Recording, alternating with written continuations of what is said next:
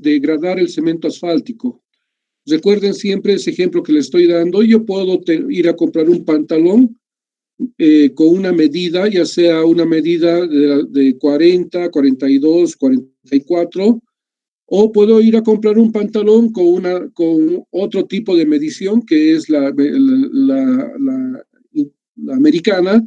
Puedo comprar pantalones con talla 28, 30, 32, o finalmente puedo ir a comprar, no sé de dónde viene esa talla, es un pantalón que me dice que es pantalón pequeño, mediano o grande. De la misma forma, nosotros podemos gradar el cemento asfáltico, podemos gradarlo por penetración, habíamos dicho, y podemos gradarlo por viscosidad y finalmente por el comportamiento del cemento asfáltico o por performance. Cuando lo gradamos por penetración, el principal ensayo que debo realizar es el ensayo de penetración, que está especificado en las especificaciones técnicas generales como AASHTO M20. Cuando yo debo hacer un ensayo o el material está clasificado por viscosidad, en este caso yo debo hacer mi control de calidad con base al ensayo de viscosidad. Y en nuestra especificación vamos a encontrar que es el AASHTO 226. Pero eso no quiere decir que solamente voy a hacer ensayo de penetración o ensayo de viscosidad. También hay otros ensayos complementarios que sí los debo cumplir. La tercera forma de degradar un cemento asfáltico es a través de el método de clasificación del ligante conforme a lo que ha sido desarrollado en el programa que se denomina SHARP, que así se lo lee con A, de ningún lado uno puede encontrar la letra A, pero todo el mundo lo lee así, que consiste en el programa de investigación estratégica de carreteras, donde se ha creado el sistema SuperPave. Entonces, en esta clase vamos a desarrollar este tercer método, en qué consiste para poder gradar un cemento asfáltico. Bueno, este SuperPave ha sido, perdón, me han interrumpido. Este sistema SuperPave ha sido desarrollado el año 87. Sin embargo, la ABC recién el año pasado, hace unos 3 años tal vez, recién nos está exigiendo que nosotros clasifiquemos o pidamos un cemento asfáltico con base a la gradación propuesta por el sistema SuperPave.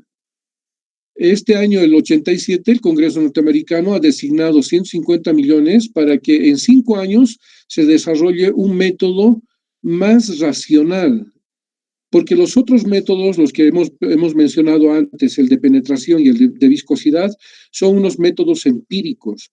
En cambio, este método propuesto por el SuperPave es un método más racional, con el cual inclusive nosotros podemos determinar a través de algunas fórmulas algunos valores.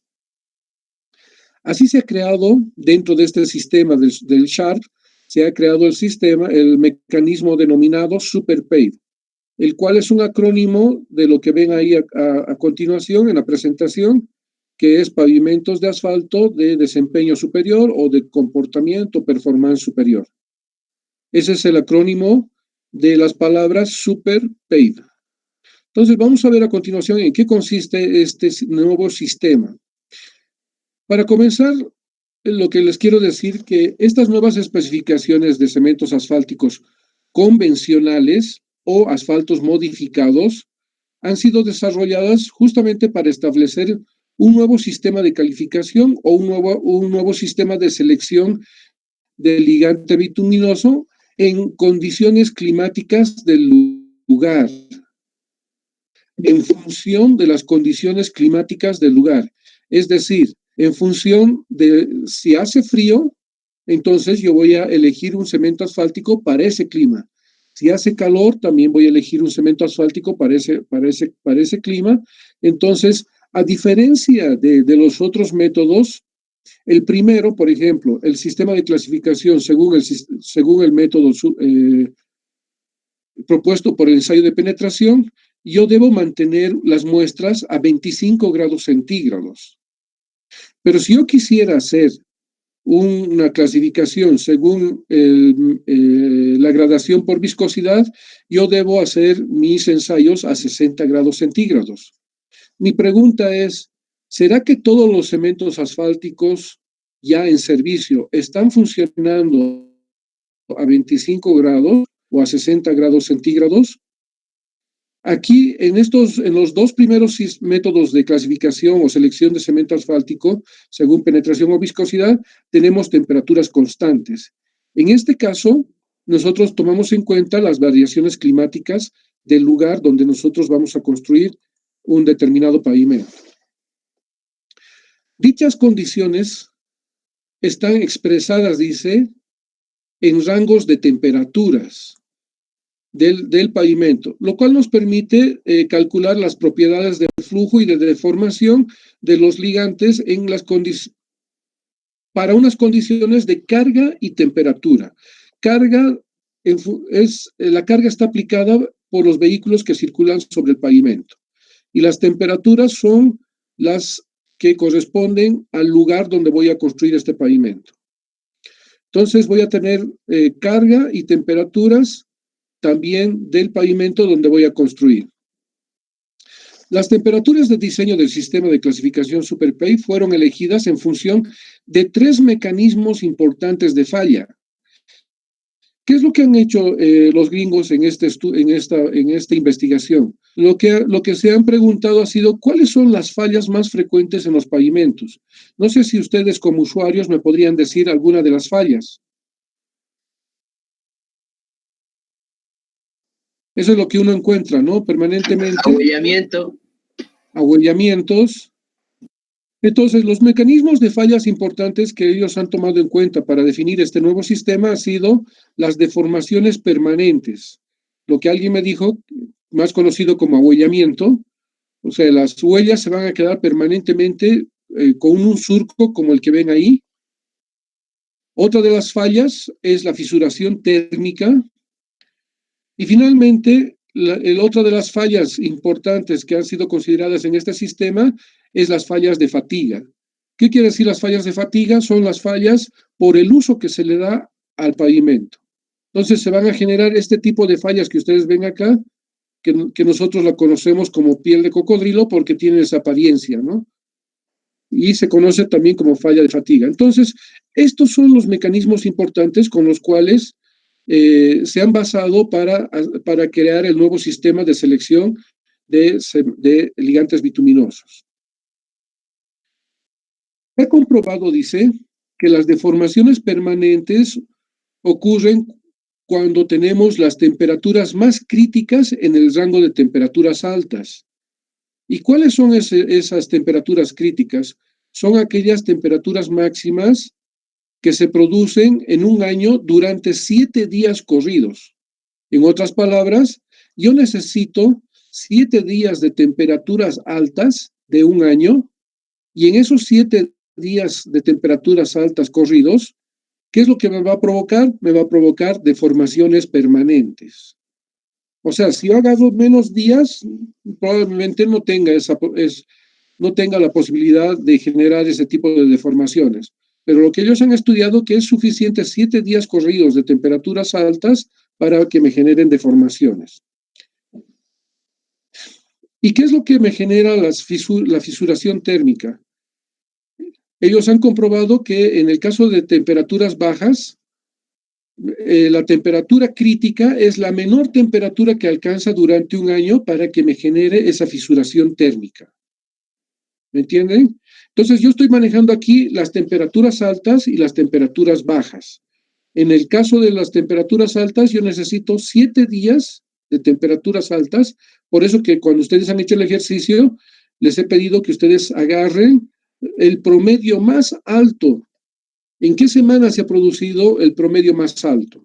Entonces, supongamos que en mi caso se ha producido del 1 de febrero al 7 de febrero, entonces en esos 7 días van a ocurrir mis deformaciones permanentes. Por otra parte, analizado durante todo un año, yo necesito determinar la temperatura crítica baja, o sea, la menor temperatura que haya alcanzado durante ese año. Es suficiente un día para que me genere una fisuración térmica. ¿Está bien? Ahora, y finalmente, las fallas de fatiga se van a presentar entre estas dos temperaturas, ¿no? Es decir, entre las temperaturas altas y las temperaturas bajas. Las temperaturas que normalmente nosotros utilizamos para la selección de cementos asfálticos son las temperaturas del aire, y normalmente se debe tomar en cuenta temperaturas de 20 años de datos acumulados en estaciones meteorológicas. Ojo, estamos hablando en este momento de las temperaturas del aire. Lo que ustedes han presentado o van a presentar en la práctica son las temperaturas del aire. El CENAMI tiene un termómetro en un determinado lugar y está registrando solamente las temperaturas del aire. Entonces, para este sistema, ellos nos dicen que nosotros debemos computar el promedio de 20 años. Es decir, no sé si en este momento voy a hacer un cálculo en mi calculadora, 365 días por 20 años, necesitaría 7.300 datos de temperaturas altas y 7.300 datos de temperaturas bajas. Durante esos 20 años yo debería analizar en qué semana y en qué año de esos 20 años se han producido el promedio más alto en temperaturas altas, y en temperaturas bajas lo mismo, ¿no? Voy a agarrar ahorita estamos en el año 2020, agarraría las temperaturas del 2000 al 2020. Durante esos 20 años debería buscar en qué año se ha producido la menor temperatura, para el caso de temperaturas bajas, el día donde se haya producido la menor temperatura. Supongamos que se ha producido en el año 2015. Entonces yo debo sacar la desviación estándar de ese año. O sea, el 2015 yo tengo la temperatura más baja analizada de las temperaturas de 20 años. Pero en el 2015, como tengo la temperatura más baja, entonces ahí sí debo tomar en cuenta los datos de temperaturas bajas del 1 al 31 de diciembre del 2015 para determinar la desviación estándar. En cambio, para las temperaturas altas, yo agarro el promedio donde se haya producido la semana de temperaturas altas, analizando los 7.300 datos de los 20 años, pero yo debo calcular la desviación estándar donde se haya producido ese promedio más alto. ¿Está bien? Ahora, esto quiero que lo anoten, esto es una aclaración bien importante a propósito de que para este sistema de selección de cementos asfálticos necesitamos información de 20 años. Nosotros vamos a hacer el ejercicio solamente con información de un año. Ojo, cuidado que ustedes cuando vayan a trabajar me hagan quedar mal y comenten de que yo les he enseñado a seleccionar el tipo de cemento asfáltico analizando solamente con la información de un año. Para efectos académicos, yo solamente les he puesto, y además para hacerlo rápido, imagínense si ustedes deberían haber analizado información de 20 años. Tendrían que haber buscado una estación del CENAMI que tenga información completa. Y ustedes mismos son testigos de que en una estación probablemente no tenga una información muy completa, ¿no? Ustedes mismos han visto de que algunas estaciones solo se han registrado datos hasta el año 2000, otros hasta el 97, otros hasta el 2015 y así.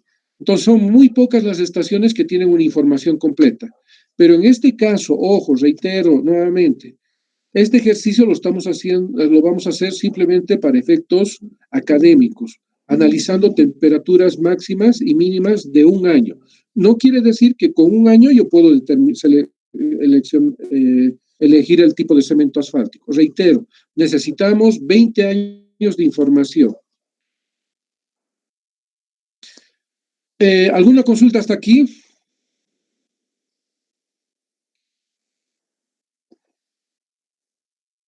Ingeniero, el procedimiento que hemos hecho para la práctica, entonces sería para ya 20 años, no solo para el año, es lo que le entiendo, ¿no? O sea, de los 20... No. Lo que ustedes han hecho ha sido simplemente analizar un año nada más. pero en la realidad ustedes deben analizar información de 20 años. Todo el mismo ejercicio que han hecho, pero ustedes deberían listar las temperaturas en lugar del 1 al 365, ustedes deberían listar las temperaturas del 1 al 7300 y poner al lado todas las temperaturas porque esas corresponden a los 20 años, ¿no? Y sacar los promedios cada 7 días y elegir el promedio más alto de los 7300 datos, el promedio más alto. Lo que ustedes han hecho simplemente es analizar un año, ¿ya? Esto es solamente para efectos académicos, nada más. ¿Listo?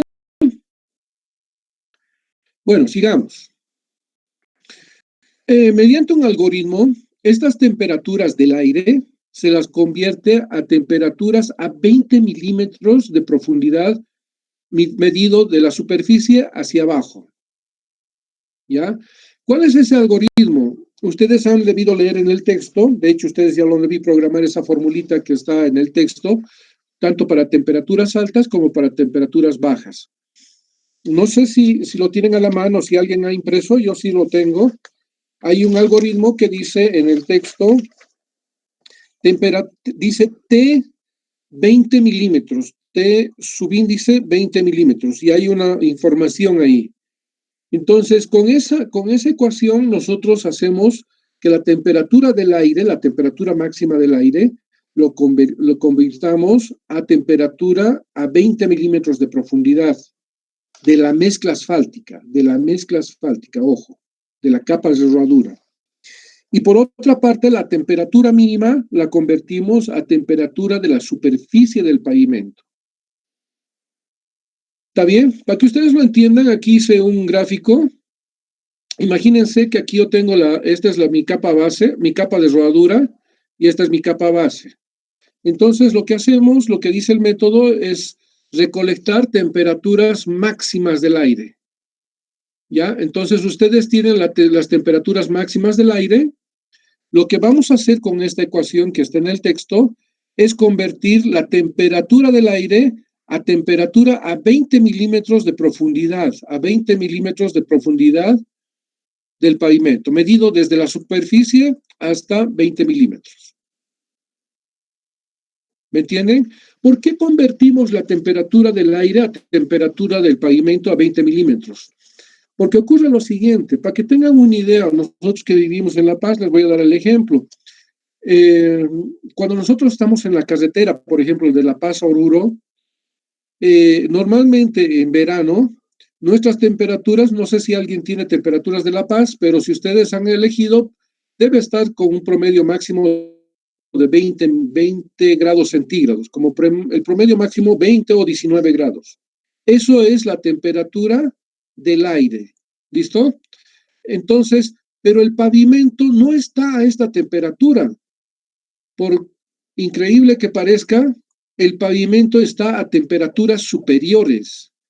Normalmente a eso de las 4 de la tarde, si uno quiere tomar la temperatura del pavimento, el pavimento se encuentra entre 35, 40, 45 grados de temperatura, cuando la temperatura del aire está aproximadamente a sus 16 grados centígrados. La temperatura del pavimento está a 35, 40 o 45 grados. ¿Ya? Entonces el sistema lo que hace es agarrar las temperaturas del aire y convertir con una ecuación a temperatura a 20 milímetros de profundidad. Esto en el caso de temperaturas máximas. ¿Qué pasa con las temperaturas mínimas? También agarro las temperaturas mínimas del aire. Las temperaturas mínimas del aire son las temperaturas del tsunami, pero hay una ecuación que también está en el texto que dice que nosotros debemos convertir esta temperatura a temperatura de la superficie del pavimento. Con esa ecuación, nosotros hacemos que la temperatura del aire lo vamos a convertir a la temperatura superficial del pavimento. En este caso, estamos hablando de una mezcla asfáltica, ¿no? ¿Hasta ahí me han entendido? No sé si tienen alguna duda.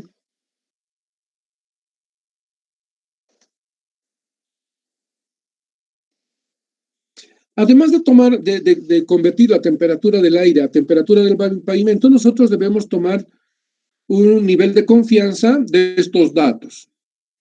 La temperatura máxima y mínima del aire que debe ser considerada en el diseño dependerá del nivel de confianza que voy a utilizar y la desviación estándar de estos datos.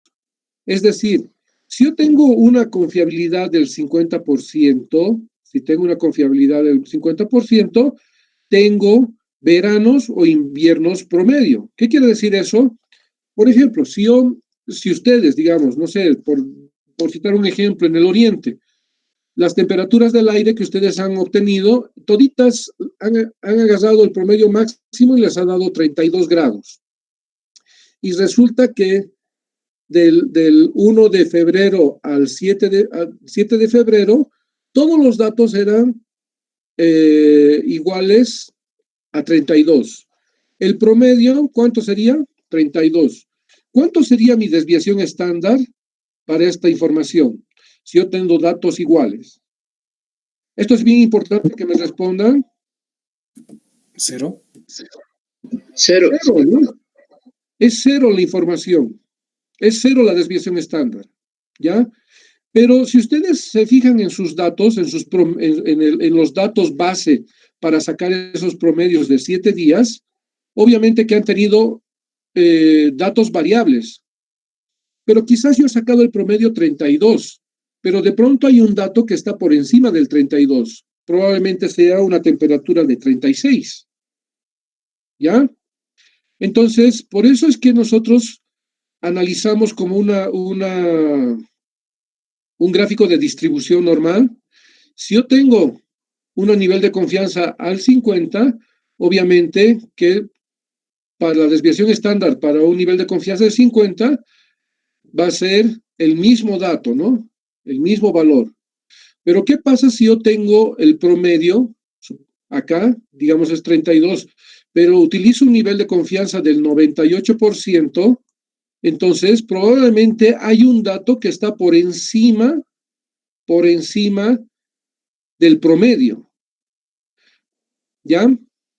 Es decir, yo podía haber tenido un valor 32, podía tener 30, 33, 36, 30, 34, 35. He sacado el promedio y me da 32. Pero yo no puedo trabajar con un nivel de confianza del 50. Yo necesito trabajar con un nivel de confianza del 98% porque sé que hay un valor que está por encima del promedio. Es por este caso, por este hecho, el método nos recomienda utilizar, dependiendo, si yo tengo inviernos muy promedio, muy cerca del promedio, con datos muy cerca del promedio, el nivel de confianza de 50. Pero si yo tengo veranos muy calurosos, o sea, muy dispersos, lo mismo con inviernos, entonces yo debería elegir valores mayores a 50. En este caso, el método nos recomienda que utilicemos el 98%. Aquí lo vamos a ver mejor, nuevamente con el mismo ejemplo del texto que ustedes lo tienen. Si yo convierto este valor de temperatura del aire al 50% de confiabilidad, bueno, yo pongo aquí en el X, X con el trazo hacia arriba, es el promedio, en este caso 32. Para sacar este nivel de confianza, yo tengo, para esta curva de distribución normal, yo tengo más o menos la desviación normal, que en este caso para 50%, si ustedes ven acá, 50% es igual a 0, ¿no es cierto? Entonces, acá agarro 0, multiplico por 2, más o menos 50% me va a dar el mismo valor, ¿no es cierto? Pero ¿qué pasa si yo agarro el 98%? La temperatura lo convierto al 98%. Agarro el promedio, que es 32, perdón, aquí tendría que poner el 32, donde está el X, con guión arriba. Voy a la tablita, una tabla de estadística. Entonces aquí coloco el valor de 2. y la desviación estándar que yo voy a calcular, ¿no? Entonces voy a tener un valor, en este caso me va a dar el valor de 36. Entonces, a mí me interesa, por lo general, esto es lo que se va a presentar, o sea, voy a tener promedios donde las temperaturas de los 7 días siempre sean temperaturas variables. No, a no ser que a alguien le haya tocado que, en este caso, por ejemplo, que yo tenga todos los días 32, ¿no? No sé si a alguien le ha tocado así. ¿Alguien me puede decir? ¿Que a alguien le ha tocado que todos sus datos son el mismo valor que el promedio?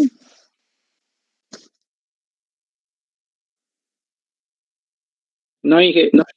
Ya. Por ese hecho, entonces, a ver, en tu caso, ¿quién me respondió no? ¿Qué datos tienes para sacar el promedio? A ver, hagamos el ejemplo del tuyo. ¿Tienes a la mano? ¿O quién tiene a la mano? Los 7 días de temperaturas altas.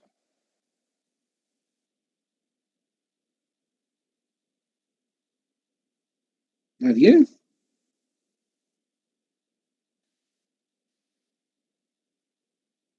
¿Quién tiene a la mano? ¿De mi ingeniero? A ver, ¿qué valores tienes? 24, Ya, 28, ya, 27, ya, 25.5, ya, 28,5, ya, 27,5 y 28. 28. ¿Tu promedio es? Mi promedio es de 26,93, con las decimales. 27, 26.9, ¿ya? Sí. Pero si ustedes se fijan, si yo tomara solamente el promedio, que a ella le dio 26.9, no estaría tomando un dato que ella tiene, que es la temperatura de 28 grados. ¿Me entienden? Por lo tanto, yo debo tomar en cuenta en estos casos el 98%, porque mis temperaturas de esos 7 días es variable. Por lo tanto, siempre va a haber un dato que está por encima de la temperatura promedio, que en este caso a ella le ha ido 26.9. Pero hay un dato, en realidad no un dato, hay dos datos donde tienen temperaturas de 28 grados. Por eso es que es recomendable siempre en esos casos, cuando tengo temperaturas variables, utilizar un nivel de confianza al 98%. Ahora, si digamos ella hubiera tenido todos los días 26.9, 26.9, 26.9, el promedio es 26.9, la desviación estándar es 0. Por lo tanto, siempre el valor de la temperatura al 95% va a ser el mismo valor del promedio, ¿no? Porque la desviación estándar en este caso es igual a 0. Bueno, en este caso nos interesa siempre manejarnos con las temperaturas, en este caso superiores, ¿no? O sea, voy a agarrar siempre, este caso no voy a tomar en cuenta esto también, pero sí me interesa la temperatura 36 a pesar de que mi promedio haya sido 32. ¿Por qué necesito tomar al 98%? Por la variabilidad de los datos. ¿Qué pasa en el caso de las temperaturas mínimas? Bueno, utilizamos el mismo nivel de confianza, pero en este caso hemos utilizado el más. Si ustedes se fijan, 32 más 2 veces, en este caso 2 le puse, pero en realidad es 2,054, ¿no? Multiplicado por la desviación estándar. ¿Sí?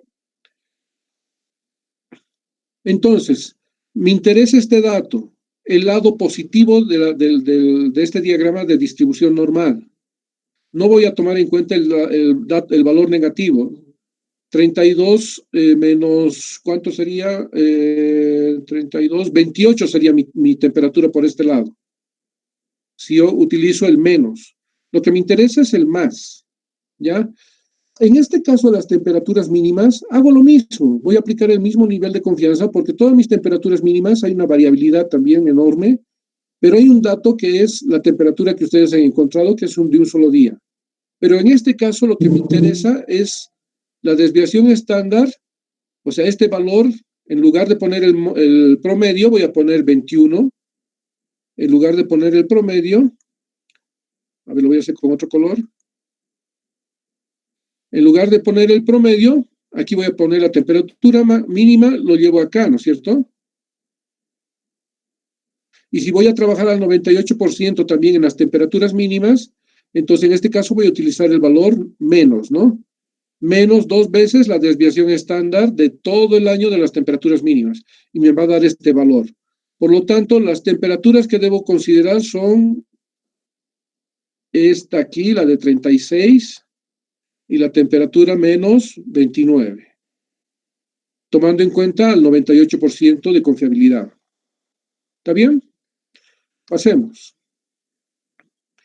El sistema ha seleccionado los siguientes datos. Haciendo todos los cálculos que ya les he mencionado, o sea, usando el nivel de confianza, voy a tener algunos valores medios con un decimal, 2 decimales, no sé. Pero yo no puedo ir pidiendo al proveedor, yo quiero un cemento asfáltico que tenga lo siguiente. ¿Cómo se escribe en este caso el requerimiento? Me había olvidado de darles un dato. Esperen un momentito, voy a hacer una pausa aquí. Espérenme un momentito.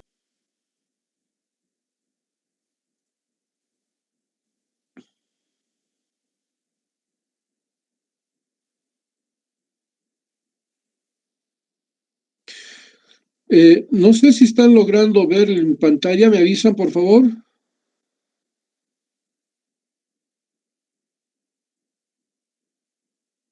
Ya.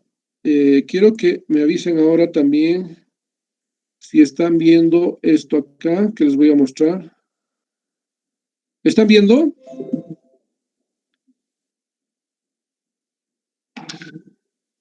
Solo la página de gradación por penetración. Exacto, eso es lo que les quería mostrar. Lo que han hecho acá, han generado una convención, por llamarlo así. ¿Para qué? Para que nosotros podamos... Ay, no sé cómo pintarlo, no tengo cómo hacerlo. Bueno, está ahí. Ah, aquí está. Esta es la gradación que se tiene por penetración. Son números sueltos. Fíjense, 40, 50, separados de un guión. 60, 70, 85, 100, así se lo pide. 120, 150, no es menos. 200, 300, así se pide el cemento asfáltico cuando es gradado por penetración. Cuando es gradado por viscosidad, tiene un prefijo. Es el AC20.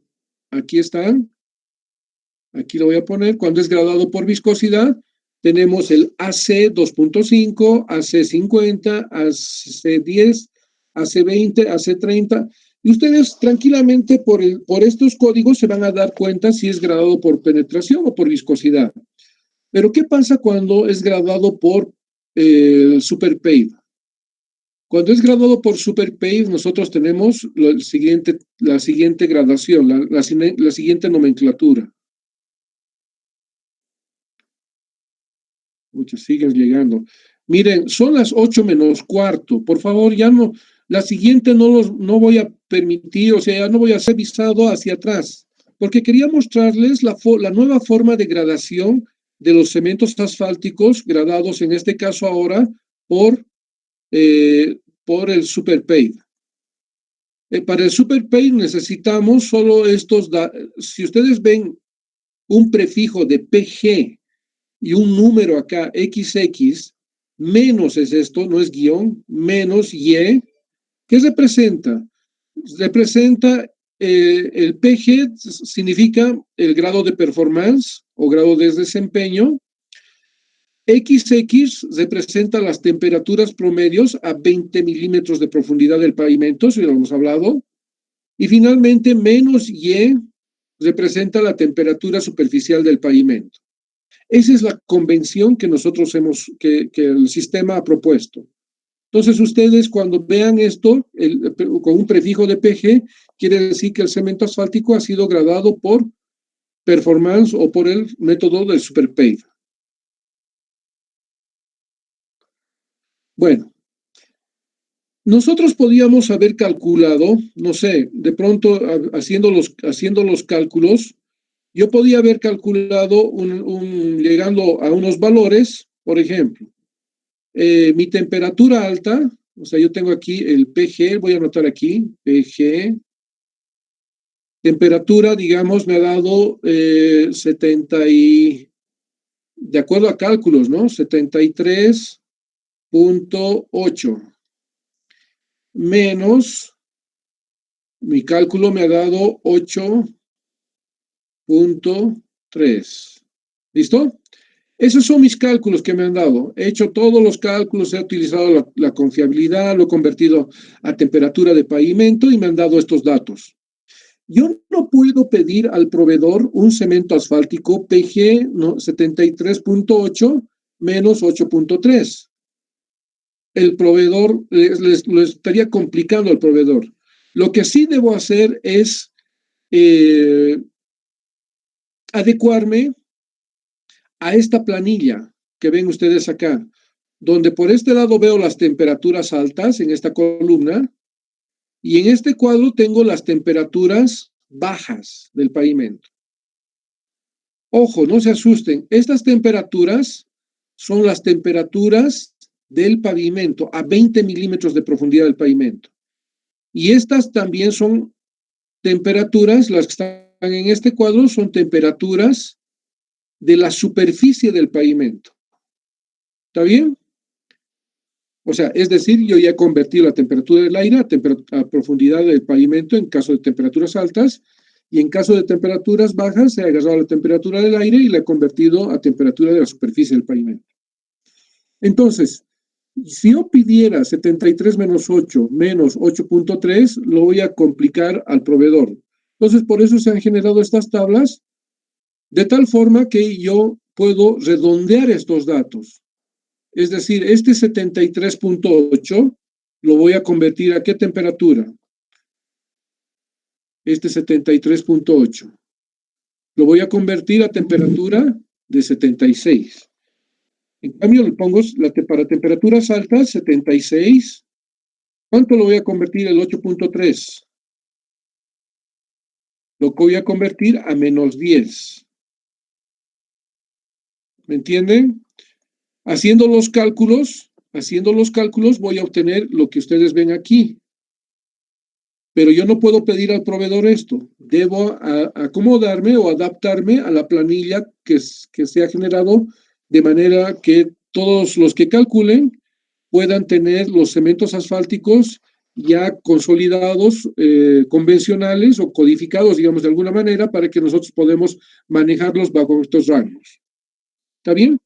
Entonces, mi cemento asfáltico sería 76 menos 10. 76 corresponde a las temperaturas altas y menos 10 a temperaturas bajas. ¿Ya? Este 8.3 lo he convertido a menos 10. ¿Sí? Ahora, quiero hacer una aclaración acá. Si ustedes se han fijado, estas tablas los grados van de 6 en 6. ¿Se fijan? 46 más 6, 52. 52 más 6, ¿cuánto es?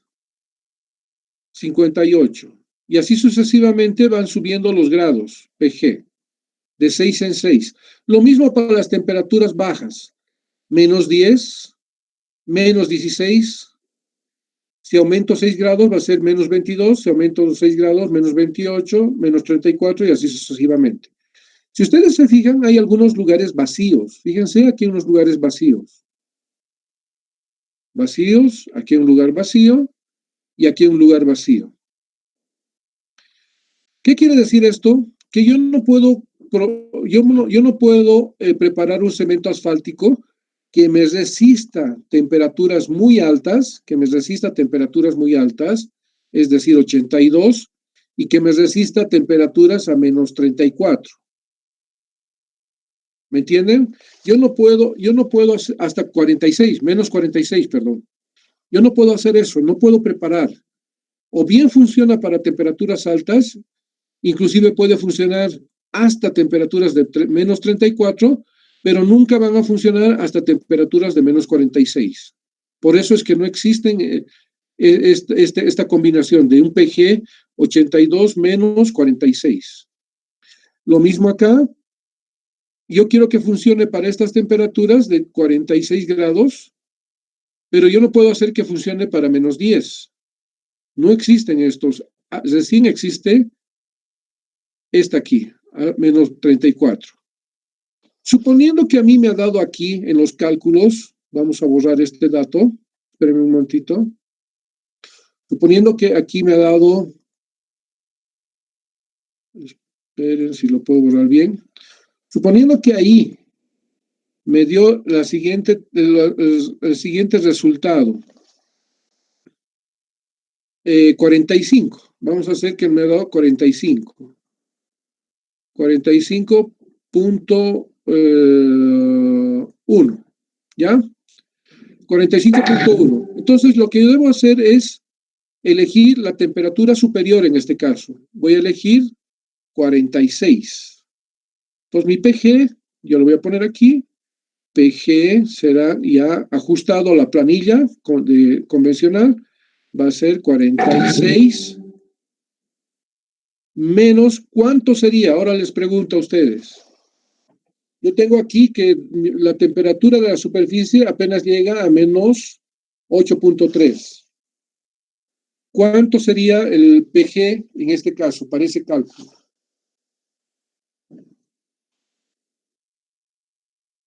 Menos 34. Exacto, menos 34. Pero si yo voy a hacer algunos ajustes, solamente voy a hacer ajustes a las temperaturas altas. Y las temperaturas bajas me voy a guiar simplemente por esta planilla. Tiene que acompañar a la planilla y además tiene que acompañar el cálculo que haya hecho aquí. Supongamos que voy a hacer un ajuste que a continuación les voy a enseñar. Voy a aumentar un grado PG. Un grado PG representa 6 grados centígrados. ¿Cuál sería el PG ya ajustado? El siguiente. Estoy aumentando un grado PG. Siempre 52. Voy a ajustar a las temperaturas altas. ¿Perdón? 52. 52, perfecto. Siempre voy a ajustar las temperaturas altas, pero las temperaturas mínimas me voy a guiar por esta planilla que está acá y me voy a guiar por el dato que haya calculado. ¿Cuánto sería mi temperatura baja en este caso? ¿Cómo le pediría el cemento asfáltico? PG 52.10. Menos 10. 52 menos 10. ¿Ya? ¿Está bien? A pesar de que aquí he calculado tengo menos 8.3. ¿Está bien? Entonces es así como yo voy a elegir el cemento asfáltico. De pronto tengo que hacer otro ajuste. No sé, voy a hacer un ajuste por otra razón. Voy a aumentar un PG, que sería ¿cuál? Aquí lo voy a anotar, PG. ¿Cuál sería el que sigue?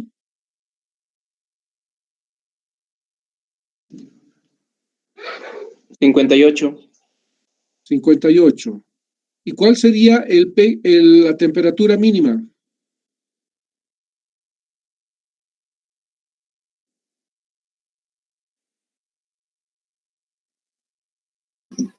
Menos 16.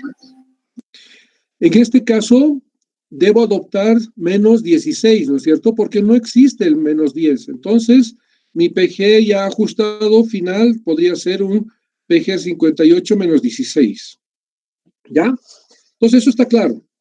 Por otra parte, quiero decirles lo siguiente. Fíjense acá, esta planilla está por colores. Esto no ha sido parte del SuperPay, pero algunos ya han adoptado de acuerdo a unas investigaciones que han realizado.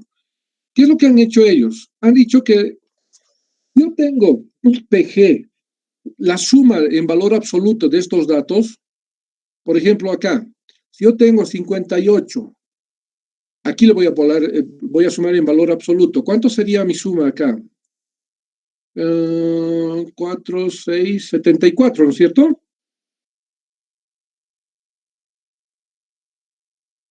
¿Sí? 74 es menor que 92. Si es menor que 92, quiere decir que mi cemento asfáltico puede ser convencional. No necesito modificarlo.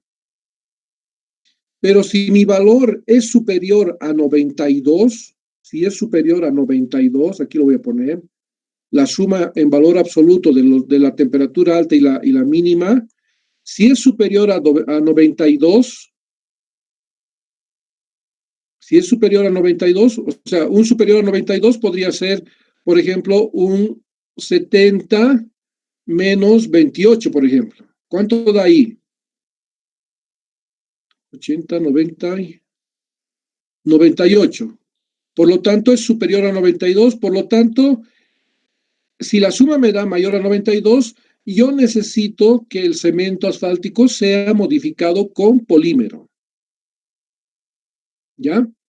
Pero si la suma me da exactamente 92, ya está a criterio del diseñador recomendar que el cemento asfáltico sea convencional o sea modificado con polímero. Si ustedes suman, y si ustedes se habrán dado cuenta que esta línea amarilla es la que da una suma de 92 exactamente. 46 más 46, 92, 52 más 40 nos da 92, 58 más 34 nos da 92. Toda esta suma que está todos estos cuadros que están pintados con amarillo dan la suma 92. Entonces, si me diera 92 el PG, el resultado final, yo puedo recomendar de que este cemento asfáltico sea convencional o sea modificado, ¿ya? Si me da mayor a 92, son estos cuadros rojos. Por lo tanto, todo lo que dé por acá sí requiere ser modificado con polímero. En cambio, si me va a dar valores menores, obviamente me va a dar son aquellos que están dentro de este cuadro verde. Entonces, por lo tanto, yo necesito un asfalto convencional, no necesito modificar. ¿Está claro? ¿Está claro? Estoy preguntando, por ahí alguien se ha perdido. Sí, Inge. Te escucho.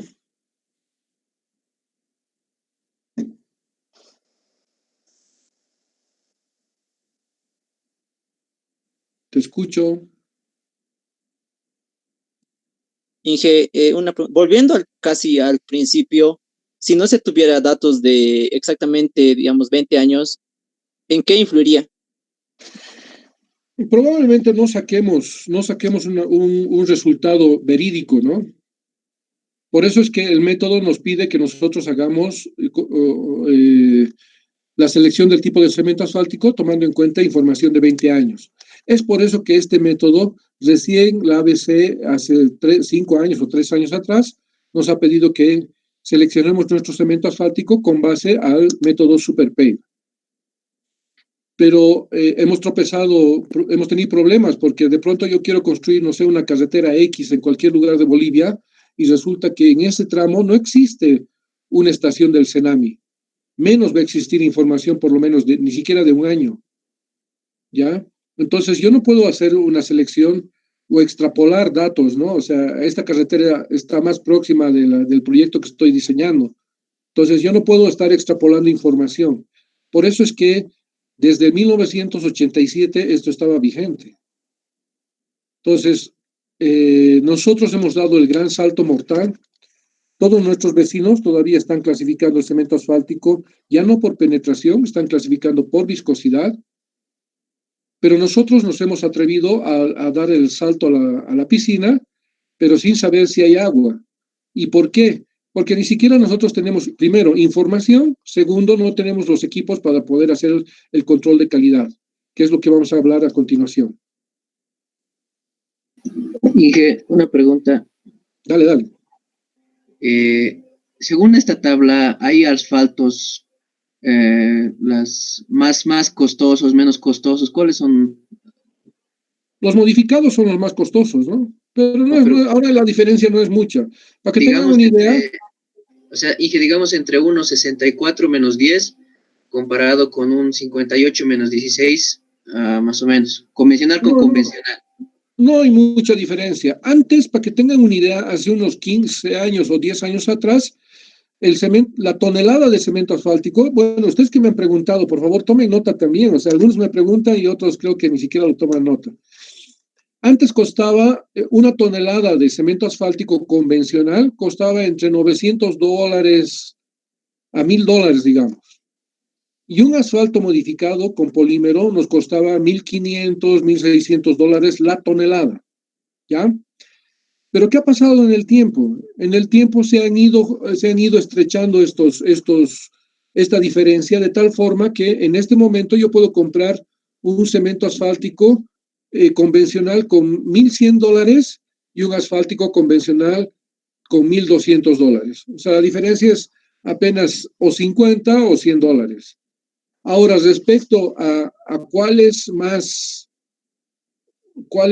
caro en este caso, el más caro siempre va a ser, pero tampoco hay mucha diferencia, o sea, son $10, algo así. Siempre van a ser los asfaltos más duros que los más suaves, ¿no?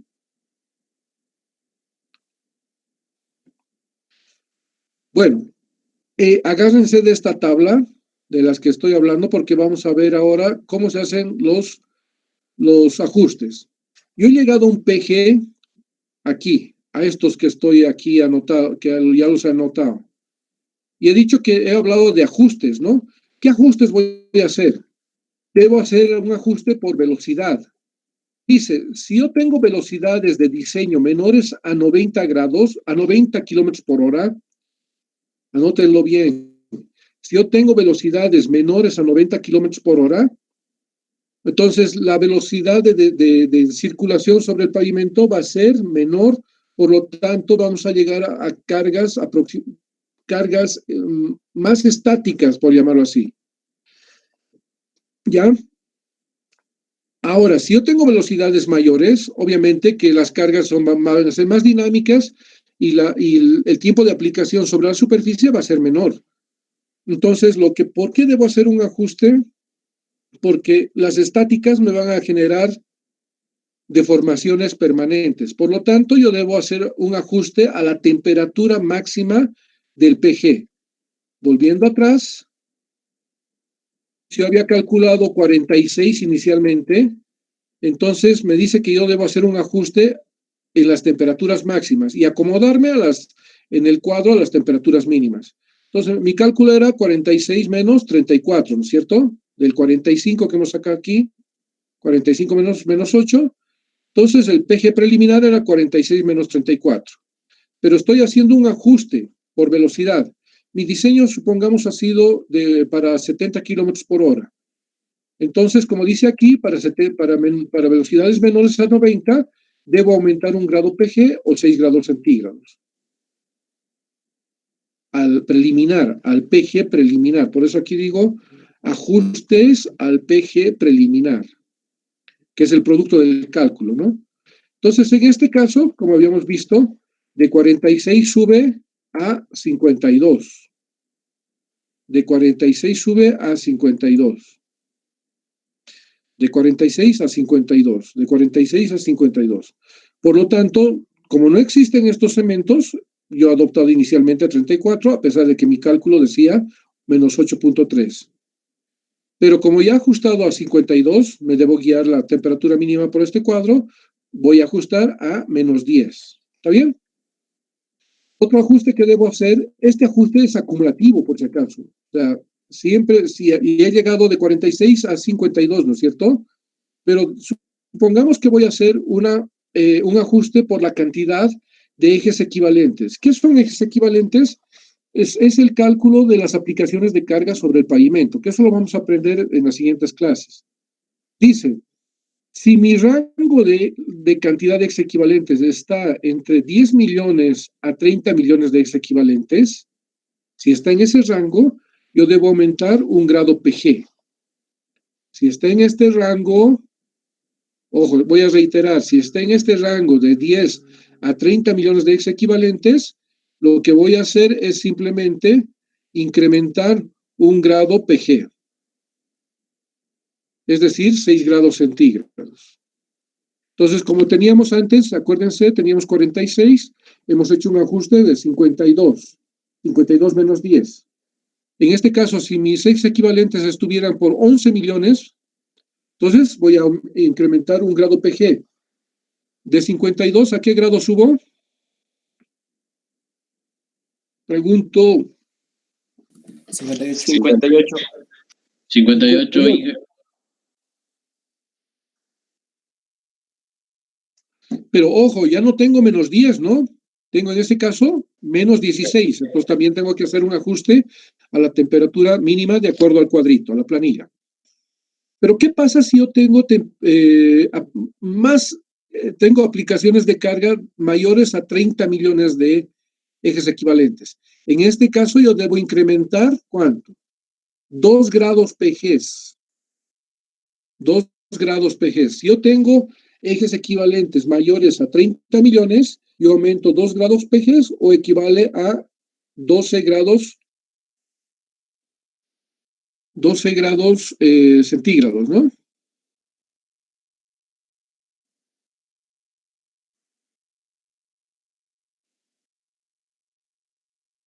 Si yo tuviera 32, he llegado a 52 menos 10, ¿no es cierto? Si yo tuviera 35 millones de ejes equivalentes, entonces mi próximo PG sería ya no 58, sería 64. Aumentaría 2 grados.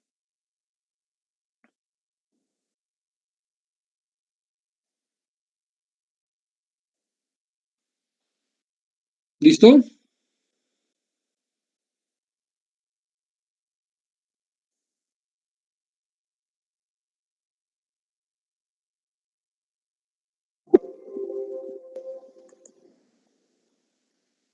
Oh, perdón, aquí me he quedado, ¿no?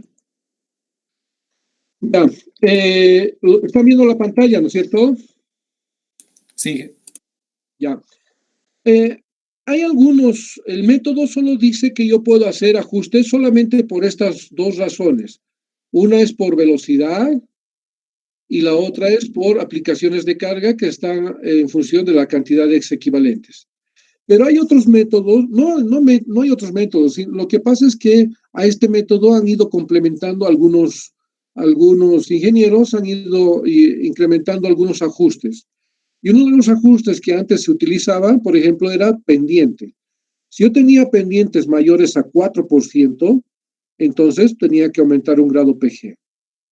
Pero en este caso nos vamos a limitar a lo que recomienda el método. No vamos a tomar en cuenta estos otros ajustes que por el método se deberían utilizar. ¿Está bien? Vamos. Como les había mencionado en la anterior clase, ustedes recuerdan que el AASHTO M20 era una forma de clasificar el cemento asfáltico por penetración.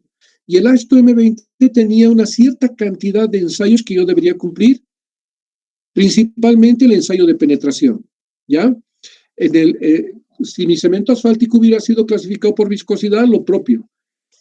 Dice AASHTO M226 y había una cierta cantidad de ensayos que debería también cumplir para que verifique si efectivamente ese es el cemento asfáltico que me han entregado o el cemento asfáltico que yo haya pedido, ¿ya? Y el ensayo principal en este caso del AASHTO M226, que es gradación por viscosidad, el principal ensayo es la viscosidad. En este caso, el método SuperPay propone este cuadro, que en realidad son 3 cuadros de este tipo. Yo estoy ahorita en el rango central. Si se fijan acá, si me acompañan, por acá, a ver, un momentito, aquí. Fíjense, solo hay la temperatura 58 por acá y por este lado tengo la 76. Ojo, que en la tercera planilla está hasta el valor 82. ¿Ya? Y en la primera planilla, en este lado, está hasta el valor 46. Y ahorita les estoy mostrando, son 3 planillas de este tipo. Yo estoy mostrándoles la planilla del centro, ¿ya? Entonces, en este caso, como en el ensayo de penetración decía AASHTO M20, y el ensayo de viscosidad, si el material era gradado por viscosidad, decía AASHTO 226. Cuando ustedes encuentren su especificación AASHTO M320, quiere decir que el cemento asfáltico ha sido clasificado por el método SuperPave. ¿Está bien? Vamos, ahora, ¿qué ensayos debo realizar? Aquí es un resumen el que he preparado acá. Primero debo hacer un ensayo sobre muestra original, dice acá, fíjense, muestra original. ¿Y qué ensayos debo hacer? Punto de inflamación, viscosidad. En este caso voy a utilizar el viscosímetro rotacional. Anótense esto. Muchos ingenieros están hablando del viscosímetro Brookfield. Brookfield es la marca del equipo, no es viscosidad Brookfield, es viscosidad rotacional. Los otros, el método de gradación por viscosidad usa el método de viscosidad, la viscosidad absoluta, se utiliza la viscosidad absoluta utilizando tubos de capilaridad, ¿ya? En cambio, en este caso, yo voy a utilizar la viscosidad con el viscosímetro rotacional, marca Brookfield. Existen una infinidad de marcas, ¿ya? Entonces, ¿qué ensayos hago sobre la muestra original? El primero voy a hacer el punto de inflamación. Es muy importante esto. No debería pasar de 230 y el equipo ya lo conocen. Es el mismo que está propuesto en los ensayos, en la gradación por penetración. En cambio, en el ensayo de viscosidad voy a utilizar el viscosímetro rotacional, que más adelante lo vamos a ver una imagen más ampliada. Y finalmente voy a hacer el reómetro dinámico de corte. Es un nuevo equipo que propone el método SuperPave. Una vez que ha sido ensayado y hecho estos 3 ensayos sobre la muestra original es cuando haya salido de planta, de destilación o de preparación del cemento asfáltico, o cuando haya llegado a la obra, a eso se llama asfalto original. Una vez que haya hecho estos ensayos, ese mismo cemento asfáltico lo voy a envejecer en el horno de rotación. ¿Ya? Este es un horno de rotación por platos, y lo que voy a verificar, ¿qué es? La pérdida de masa, y además de verificar la pérdida de masa, voy a hacer nuevamente el ensayo de corte dinámico. Entonces, primero voy a hacer el envejecimiento con el horno de rotación, y luego nuevamente voy a utilizar el reómetro dinámico de corte. Luego, este mismo material que ha sido envejecido y ha sido ensayado, voy a agarrar, lo voy a llevar a un envejecimiento en la cámara de presión. Esta es la cámara de presión. Más adelante les voy a mostrar unas fotos ampliadas. Y una vez que ha sido envejecido en este horno a presión, voy a hacer nuevamente, o sea, voy a hacer el envejecimiento a estas temperaturas, voy a hacer el ensayo del reómetro dinámico de corte, y en este caso voy a incorporar, cuando yo estoy haciendo los ensayos con el reómetro dinámico de corte, estoy ensayando las temperaturas altas, ¿ya?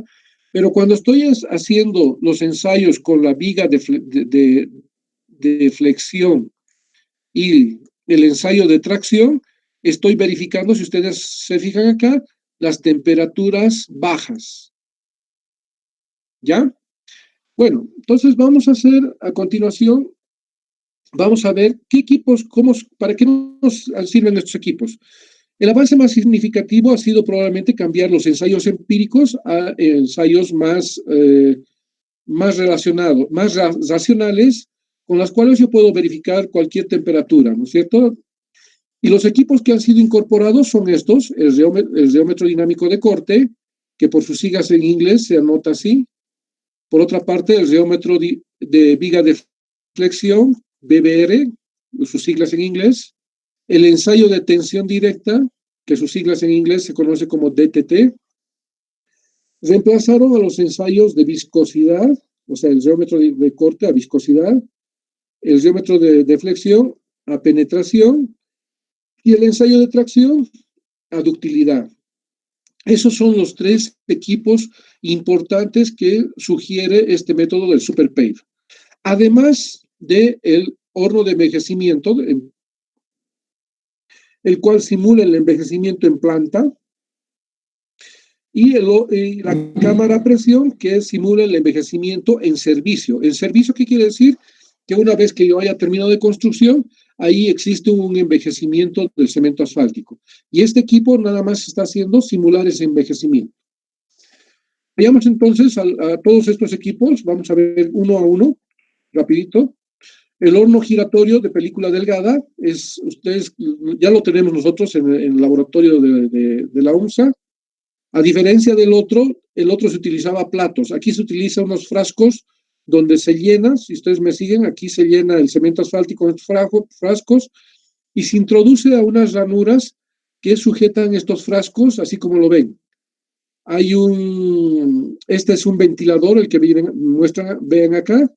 Aquí está un termómetro, y además tiene aquí una compresora de aire, el cual incorpora por acá y viene este serpentín de cobre, que hace que introduzca aire a los frascos de tal forma que vaya acelerando el envejecimiento, ¿ya? ¿Para qué utilizamos este horno? Este horno simula el envejecimiento de la muestra virgen, o sea, es decir, original o como le llamen, mediante, dice, un ciclo de 85 minutos a una temperatura de 163 y además con una inyección de aire, que es el que acelera la oxidación del cemento asfáltico. El otro horno, no sé si ustedes ya han logrado hacer el ensayo o les han explicado cuánto tiempo debería estar se debería realizar en el otro horno, el que tiene platitos. Por favor, si alguien nos puede responder.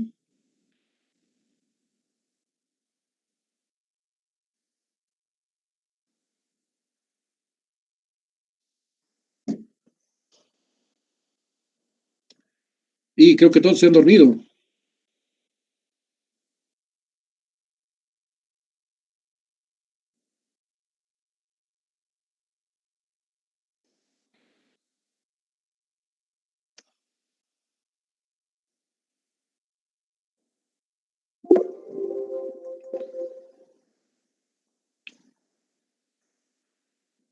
¿Y se cortó la sesión o no? Creo que no tenemos el dato ahí. Ah, ya, pensé que se habían ido. Responde a cualquier cosa, bueno. Diga, no he visto, no he ido a ese ensayo, no sé. Ya, bueno, el otro horno con platos